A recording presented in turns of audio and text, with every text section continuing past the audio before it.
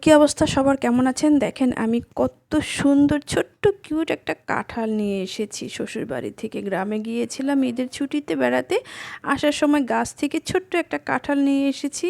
আমার কাঁচা কাঁঠালের নিরামিষ খাওয়ার অনেক দিনের শখ ছিল।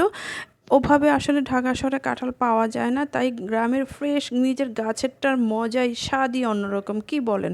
এই তো দেখেন আমি ওটাকে প্রসেস করতে গিয়েছিলাম, এত আঠা ছিল বাধ্য হয়ে তেল নিতে হলো। ওই যে বলে না, আঠা তেল ছাড়া কাঁঠাল কাটা যায় না বা করা যায় না। যাই হোক, ওটা আমি আমাদের বাংলা ওয়েতে প্রসেস করে নিয়েছি, যেহেতু আমার কাটার যে যন্ত্রটা ছিল সেটা অনেক ছোট, এটা দিয়ে হচ্ছিল না, তাই আমার বাংলা সেই যন্ত্রটা দিয়েই আমি প্রসেস করে নিয়েছি। না, আপনারা বুঝতে পেরেছেন, আমি ব্যাক ক্যামেরায় করে নিয়েছি।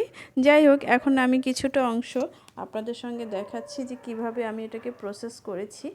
এইভাবে আমি উপরের আবরণটাকে ফেলে নিয়েছি, ওটা আমি অন্যভাবেও ফেলে দিয়েছি। ফেলে দিয়ে দেন আমি এভাবে ছোট ছোট পিস করে নিয়েছি, কারণ এটাকে আমি প্রসেস করে ফ্রোজেন করে রেখে দেব কিছু অংশ, আর বাকিটা রান্না করব। তাই আমি মোটামুটি পুরো কাঁঠালটাকে এভাবে পিস পিস করে নিয়েছি। আজকে দেখাবো আপনাদেরকে অনেক দিন কিভাবে এই কাঁচা কাঁঠালটা আপনারা ফ্রোজেন করে রেখে দিতে পারেন। যারা জানেন জানেন, আর যারা জানেন না তাদের জন্য।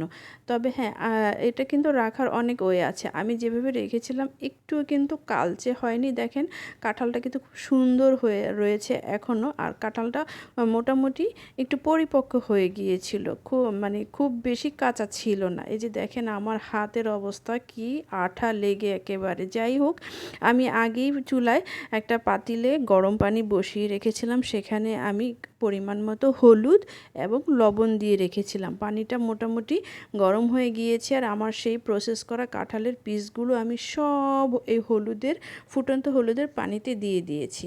দেখেন এই যে আমি এখন একটু জাস্ট 5 থেকে 10 মিনিট ওয়েট করব, পানিটা ফুটে ওঠা পর্যন্ত। খুব বেশি কিন্তু এটাকে সেদ্ধ করা যাবে না।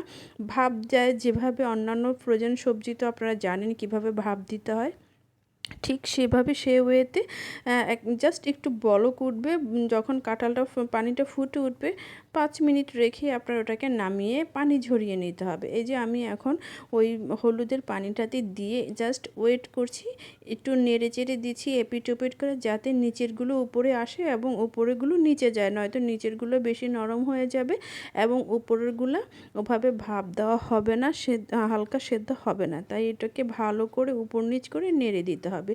এই তো আমার কাঁঠালের পানি, সেই সেদ্ধ পানিগুলা ফুটে উঠতে শুরু করেছে। এখন আমি দেখেন আস্তে আস্তে পানির থেকে, ওই গরম ফুটন্ত পানি থেকে নামিয়ে নেব, ছেঁকে ছেঁকে নামিয়ে নেব, কারণ এটাকে বেশিক্ষণ রাখা যাবে না।